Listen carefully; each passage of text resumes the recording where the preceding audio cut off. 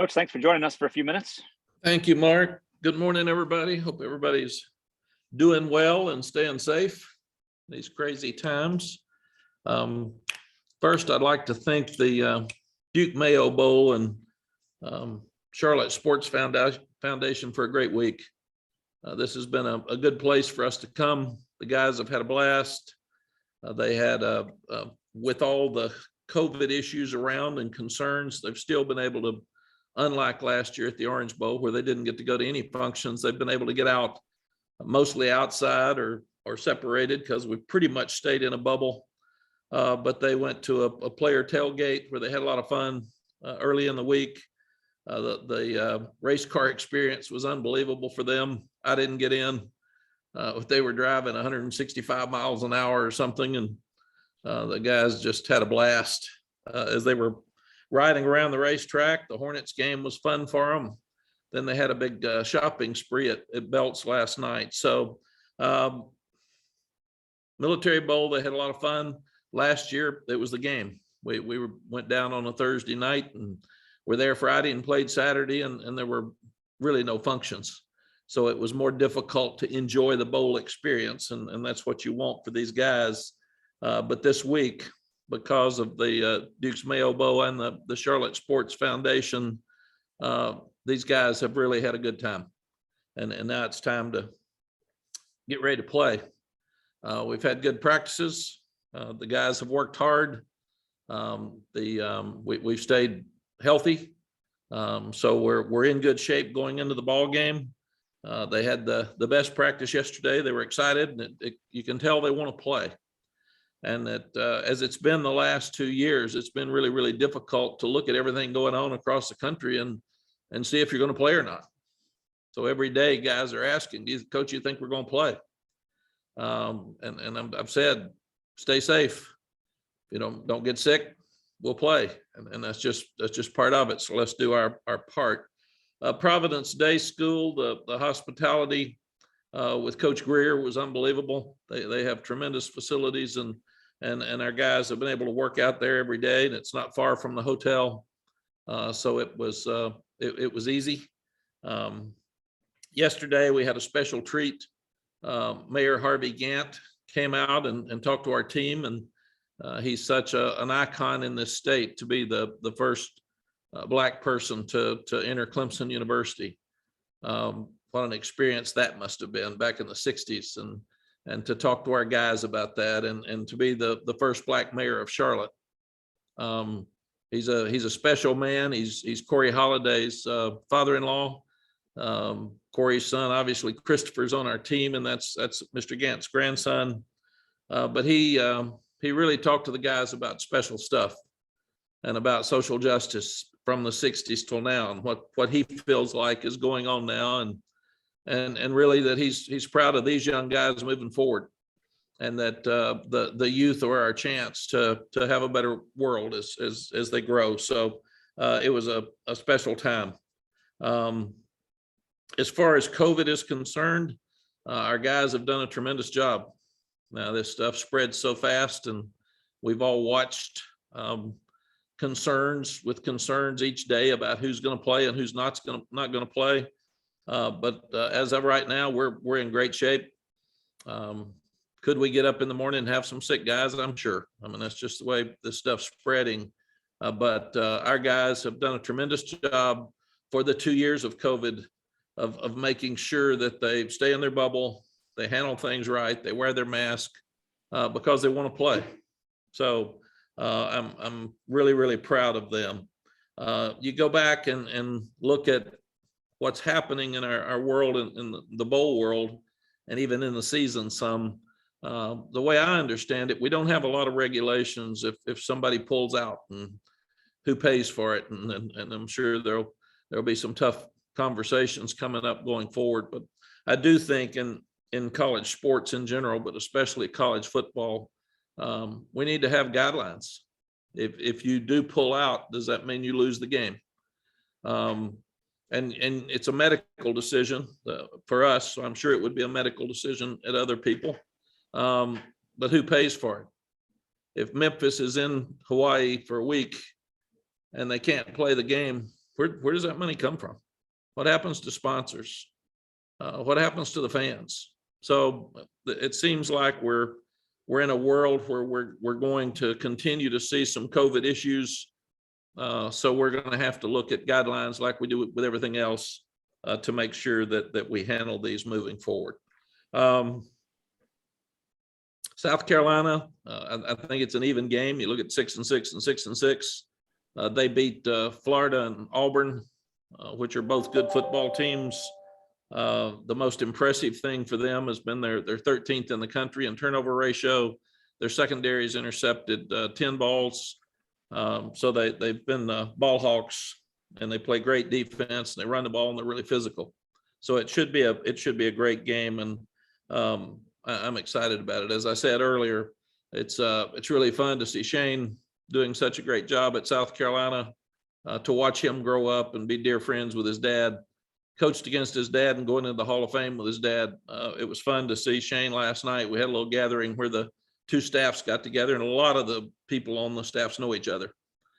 So it'll be a great game, and we won't like each other much for that 3.5 hours tomorrow, but there's a lot of friendships between the two staffs. We do have 7 guys in all-star games right now that our fans would be excited about. In the Under Armour All-Star game on January the 2nd at 2 p.m. Eastern on ESPN, you've got Doc Chapman, who will not play because he had a lower body injury earlier in the season, but he's chosen for the game and he's there. You've got Andre Green, you've got George Pettaway, you've got Zach Rice, and you've got Travis Shaw. And George Pettaway, Zach Rice, and Travis Shaw will be in school in a few weeks for spring practice. In the All-American Bowl game on January 8th at 12 p.m. on NBC Eastern, you've got Sebastian Cheeks, who will also be in Chapel Hill in January, and you've got Omarion Hampton, who will not be. Questions? All right, thanks, Coach. We will begin with JB Ricks. Morning, Coach. Appreciate you taking out this time. Morning, JB. I'm sure you know what took place with NC State in their bowl game yesterday, and it looks like there was a lack of transparency that took place on UCLA's end leading up to the decision to cancel that game. I was wondering if you could share with us what the communication has been like between North Carolina and South Carolina leading up to tomorrow's game, and has it changed at all considering what happened with North Carolina State yesterday and them just coming out of nowhere and saying we got to cancel the game on the day of the game? Yeah, JB, the way I understand it, there's not any communication. If there would be, it would be between doctors. I mean, I don't know anything about South Carolina's medical situation. Haven't asked, haven't been told, haven't heard. But I think that's probably a medical question. It's a good question, but the biggest thing would be if the doctors get so there's a concern about the game, do they talk? Do they talk back and forth? Because it's interesting. Mississippi State played last night without 16 players. So medically, I feel like what I've been told is if we had some positives and maybe some injuries on top of positives, or maybe some opt-outs and injuries and positives, then the medical staff would tell us, we don't feel like it's safe for your kids to play because you don't have enough guys at a certain position. Or if you lost 3 quarterbacks and didn't have a quarterback who's played any, they might think it's not fair to play the game for the other kids. I don't know. It's there again, we talked about if you have 50 players like the NFL and you have 7 offensive linemen and 2 quarterbacks, should you still play regardless of who they are? But none of that ever came to fruition. So there are no real rules. I hate it for all of the fans and the coaches, but I really hate it for the kids. When they've worked that hard, they've been working through their vacation time, their holiday season, and then you don't get to play the game and they go home. Some of them that asked me yesterday, what happens if we don't play? And I said, we've had good practice sessions, you've had a good bowl experience, and we go home. I mean, that's just the way it is. But I've told our team, all we can control is us. So let's don't be the reason we didn't play.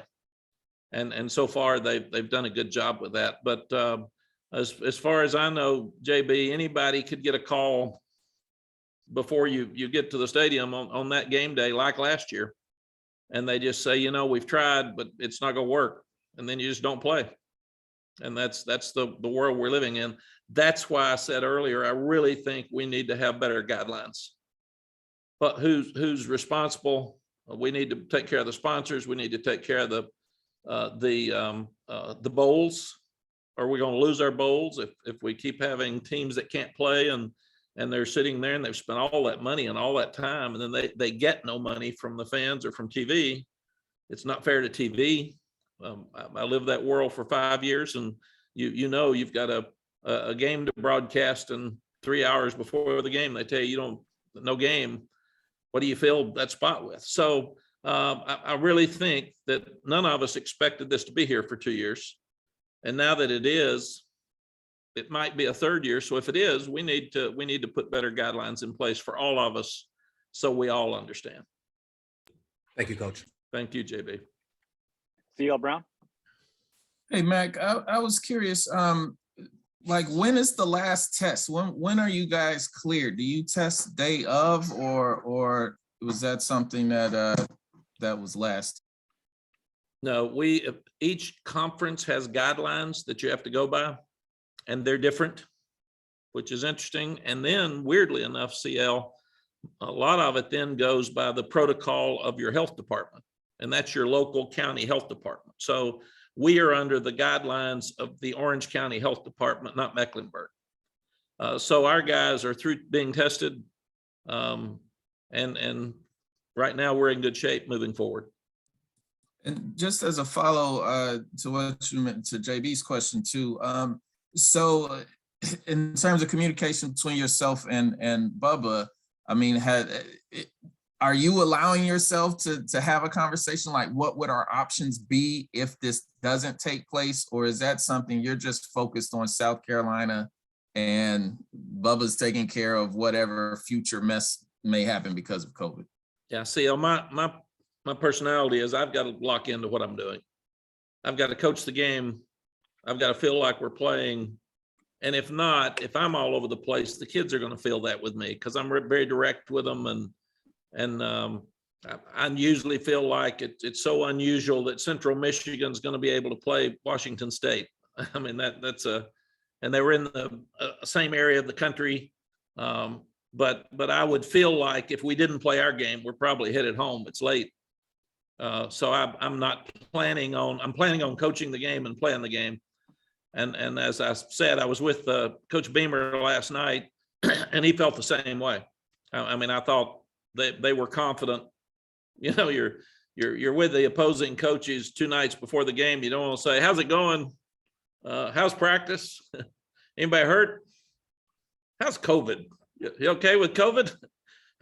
You guys excited about the game?" I mean, it's kind of an awkward time to be together, but so you don't talk about much, but you talk about his dad and friendships and all the other. But I did not feel that there was any worry in their minds, as there was not in ours, that we were going to play. And I didn't ask him, but I don't think we would have had that gathering if there was that concern. Thank you. Thank you. Patrick Welter, go ahead. Hey, Coach, I just wanted to clarify, make sure I heard you right, that you said your guys are finished with tests, so no more tests between now and the game? Yes. Okay, and then could you give us an idea or a number of how many guys have tested positive and will miss the game?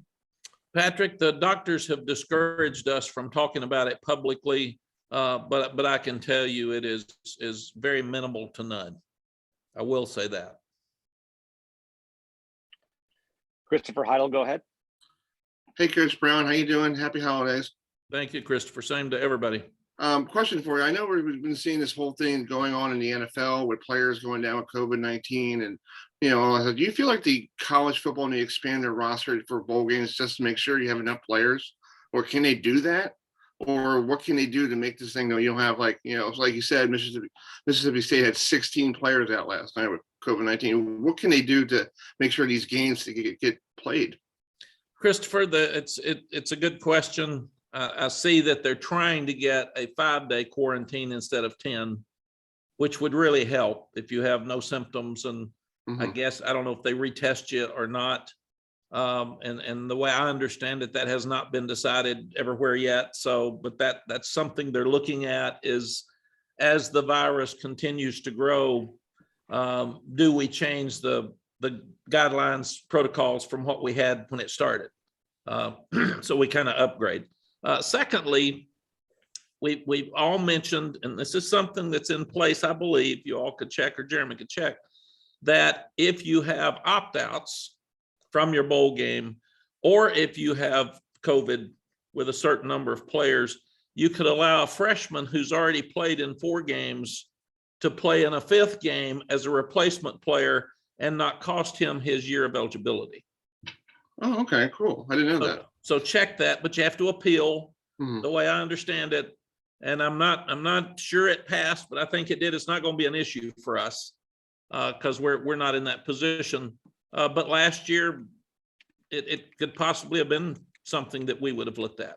Yeah. But I do think that's one thing that would help, is let's give these guys a chance to play one more game without it costing them their year, if you've played them in 4. Exactly. And a follow-up question real quick for you. Shane Beamer, you coach against his father a lot. What did you see in him and Shane? Does he look like his father? With all the different, I know his father did really well at Virginia Tech, and you guys had battles over the years and all that stuff. What does he look like on the side? Does he look like a little more like his father, like know all the ins and outs? Well, he does, and he's done a tremendous job in coaching on his own, but he's also got a 70-something-year-old consultant who's in the Hall of Fame that he trusts, that can tell him, I like this, don't do that, son. I did that in 1984 and it didn't work. And so he's got a tremendous helper there guiding him. But their expectations as a program were very low going into the season, and he's exceeded them. Like I said, they beat Florida, they beat Auburn. They won some close games. They've played really hard each week. They're very well coached. And he's already got some grad transfers in for next year that will help tremendously.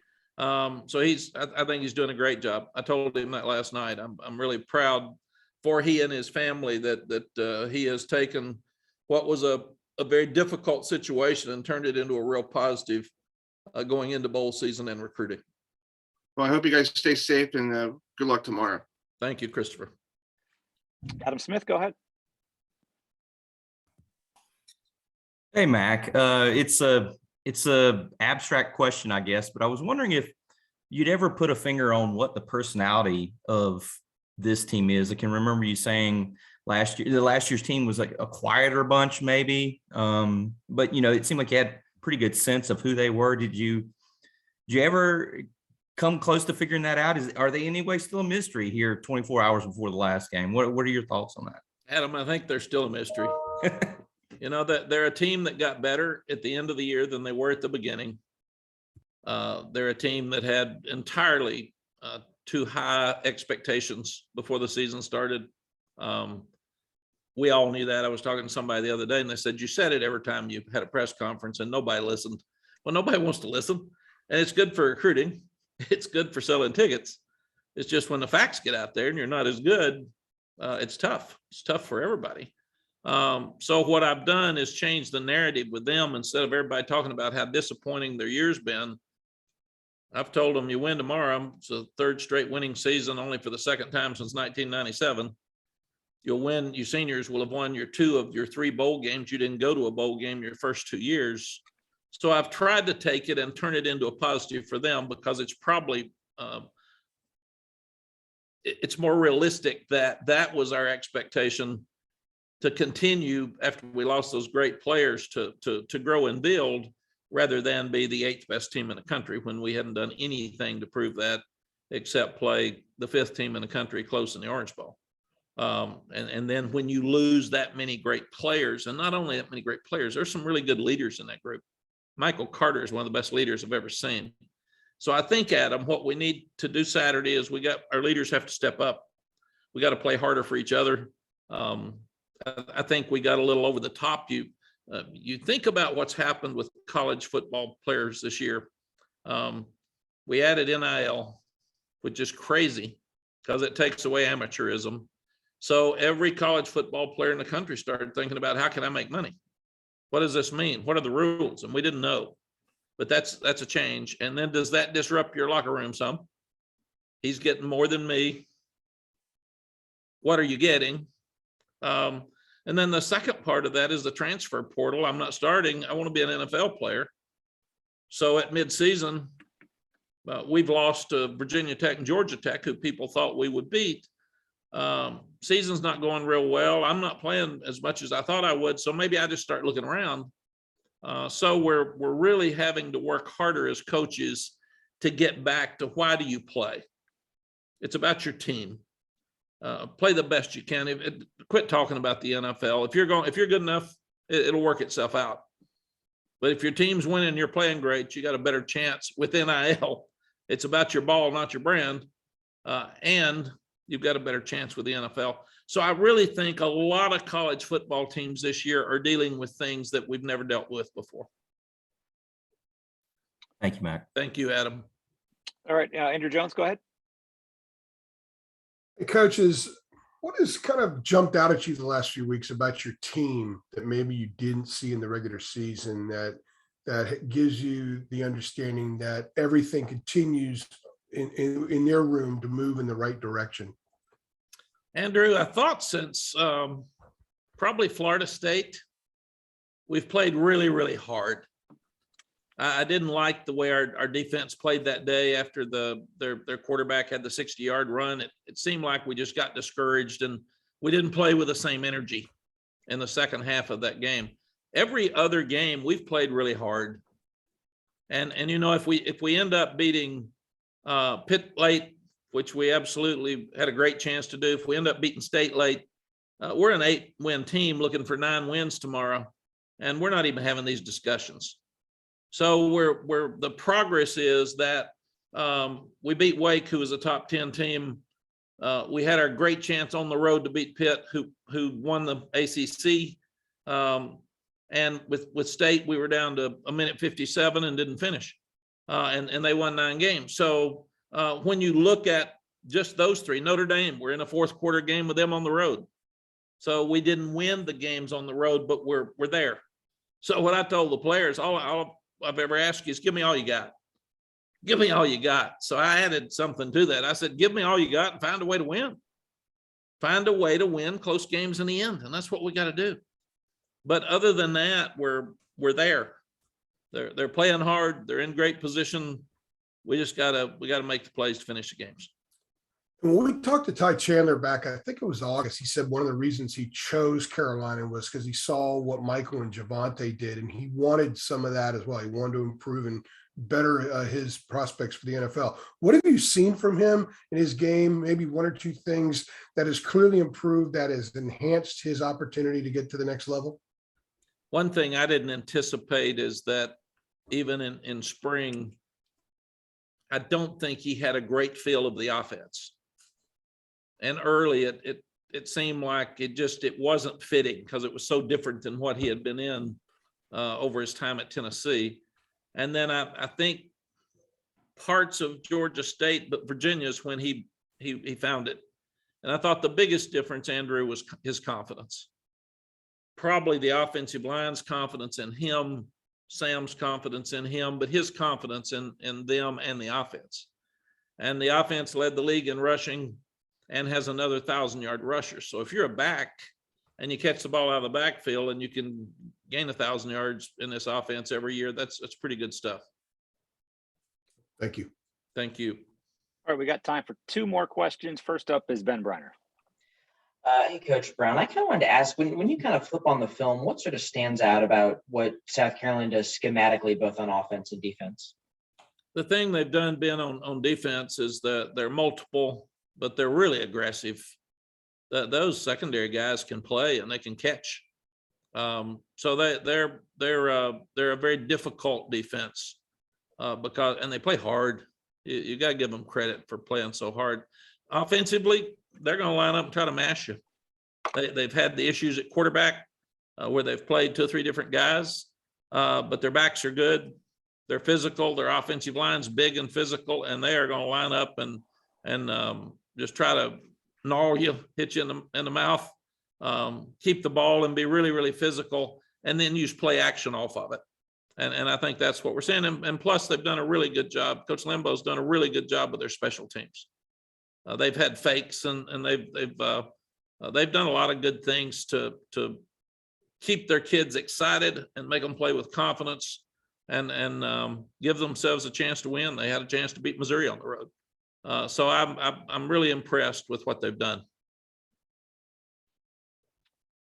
Okay, last question, Daniel Way, go ahead. Hey, Coach, how you doing? I understand that some of your players tomorrow might be playing their last game in Tar uniform, like including Jeremiah, maybe Sam. I was just wondering, is there anything in particular you told those players in preparation for tomorrow's game? Daniel, it's a great question. Sally and I always meet with the seniors the day before the last game. So what we will meet with them this afternoon and base right before dinner and basically say thank you. Transitions are hard. We're seeing it all across the country. And these guys, Coach Fedora did a tremendous job here. And they stayed 7 years, and the last couple obviously weren't as good. But the kids were struggling and they wanted to win, and they could have all transferred. And they trusted us and they hung in there. And then we brought in some recruits, and the recruits played more than the older ones, and they handled that. So basically what I'm going to tell them is just thank you for doing what you're doing academically and getting your degree. Thank you for trying to help us build this program when we didn't recruit you. We started out as a family of all over the place trying to pull things together. And I will say, because of these seniors, Daniel, this afternoon, that our program is in much better place today than it was 3 years ago because of you, because you stayed. And I'll also tell them, thank you for not opting out. That's a great sign this year. Some could have, and a lot of them could have and not played in this game. And even with COVID, they could have said, you know, Coach, I don't even know if we're going to play. I'm not going to stay out here and practice for 14 days if I don't even know if we're going to play. So that'll be the message. It's basically just thank you for what you've done. Thank you for believing in us. Thank you for fighting for this program. And thank you for leaving it in a better place than it was when we got here. Well, Coach, thank you so much for some time today. We really appreciate it. Thank you all. You all be safe, and we'll see you tomorrow. Thanks, Coach. So.